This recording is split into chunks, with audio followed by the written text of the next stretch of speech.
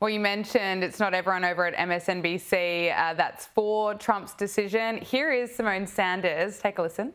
You don't think more police make streets safer?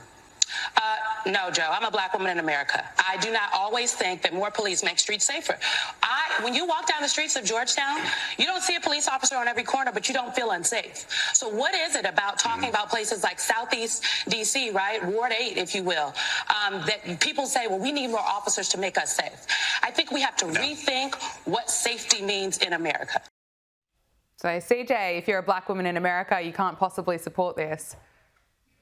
Well, Gabriella, I live in Southeast DC. When I see a police officer walking down the street, I actually do feel more safe. But let's be honest here also as well. The main proponents behind the defund police movement, they were white liberals, not black folks, not black women, not black men, but white liberals who wanted to feel as if they were doing something. They wanted to feel as if they were social justice warriors. So while Symone Sanders decides to carry the water of those cosmopolitan liberals, I'll push back on that because I believe that black single mothers in America deserve to feel safe. They deserve to have the comfort of knowing that when their child goes out and play on the sidewalk in Southeast DC or Baltimore, Detroit, wherever they may be, they will not come home in a body bag. And that requires leadership. That requires a cultural change within the black community that President Trump is bringing about. So Symone Sanders, while she can live in her probably gated community here and outside of DC, I doubt she lives in DC. I think she probably lives in Virginia. I'm sure she feels very, very safe there. But folks that actually live in DC, we welcome the president's actions and we thank him for it. Yeah, well said. Well, DC Metropolitan Police Chief Pamela Smith is going viral for all the wrong reasons. Now, she previously served as the department's first chief equity officer, where she led the department's efforts on DEI. And now she's going viral because it appears that she didn't understand the question from the media about the department's chain of command. What the chain of command is now? What does that mean? Well, is it Pam Bondi speaking to the mayor, speaking to you, or how does this work? So the executive order is clear. The president has requested MPD services, and our home rule charter outlines the process.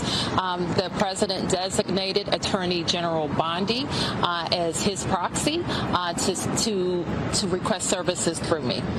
Well, CJ, that is so awkward. It's not awkward. It's just embarrassing, right? You know, folks like this DC police chief proved that DEI doesn't just mean diversity, equity, and inclusion, but it also means did not earn it. And so I think it's actually crazy that we continue to see people like this in positions of power, but it's unsurprising when you see the results of what we're seeing all across Washington, when we see, again, young people running amok, committing acts of violence, and of course, seeing no recourse, being subject to things like yoga classes to help, get them back on the right track. It's absolutely insane, but thankfully, the adults are back in charge in Donald Trump's Washington. We're going to see Pam Bondi right this problem. We're going to see Kash Patel right this problem. But most importantly, we're going to see President Trump make our shining city on a hill, the shining city on the hill, the brightest that it could ever be. Now, First Lady Melania Trump is set to put Hunter Biden on a $1 billion notice over comments that he made during an interview on Channel 5 with Andrew Callahan.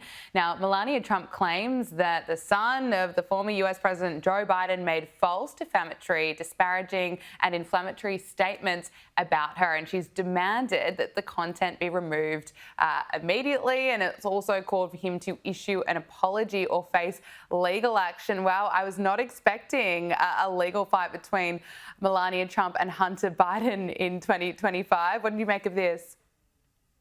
Melania Trump does not play around, and God bless her for it. I think, Hunter Biden, if he keeps this up, he continues to spread lies about this first lady, he's going to have to make some more of those $300 million paintings. But I have a feeling that they probably won't sell for as much now that Joe Biden is not in office. But here's the deal. I think, again, conservatives need to fight back. When the lamestream media continues to lie about us, when liberal folks like Hunter Biden continue to lie about us, let them know that it's time to F around and find out. And I think that's what Melania Trump is doing exactly. Now, a Democratic whistleblower told the FBI that Adam Schiff approved leaking classified information in order to discredit President Donald Trump, according to newly released documents. Now, the documents, which are obtained by Just the News, were recently handed over to Congress by FBI Director Kash Patel, and according to the report, the intelligence staffer called the leaking treasonous and illegal. CJ, what more can you tell us about this? I think what we need to do is take a hard look at this. And I think the DOJ under this president will do exactly that. Under the previous administration, we saw a weaponization of justice unlike anything we have ever seen before. But as we continue to uncover, as Kash Patel and Dan Bongino and many other in the FBI continue to look for, is corruption unlike anything that the American people could ever imagine. And so I think that these people need to be held accountable. Investigations need to ensue. And I hope that, justice will be as fair, as aggressive as it was under the previous administration. And if it is, I think folks like Adam Schiff will be held to account, and rightfully so. Now, there are reports that the Trump administration and Harvard University are close to reaching a settlement of $500 million. According to the New York Times, White House negotiators have made significant progress in their discussions with the university. Now, CJ, this, of course, comes after the Trump administration froze more than $2 billion in funding to Harvard and threatened to revoke its tax-exempt status due to Harvard and other universities' failure to address anti-Semitism. I think, we say this thing in Gen Z, is make their pockets hurt. I think this president has certainly learned how to do just that. And I think that's the only way these institutions are going to learn, with their incredible billion-dollar endowment funds, right? And so I think there is no place for anti-Semitism in this country. There's no place for anti-Semitism on our college campuses. But also, too, let's go back to just a few years ago. These college campuses are not just breeding grounds for anti-Semitism, but they're breeding grounds for anti-Americanism, anti-Western civilization. And so I think it's long past these universities learn their lesson. And I love to see a president fighting so hard to bring that lesson out. Finally, I've got to talk about Sydney Sweeney again. It's the story, or the advertisement, I guess, that just keeps going. It never ends. But a new Economist YouGov poll found that up to 12% of Americans found Sydney Sweeney's American Eagle ad campaign offensive.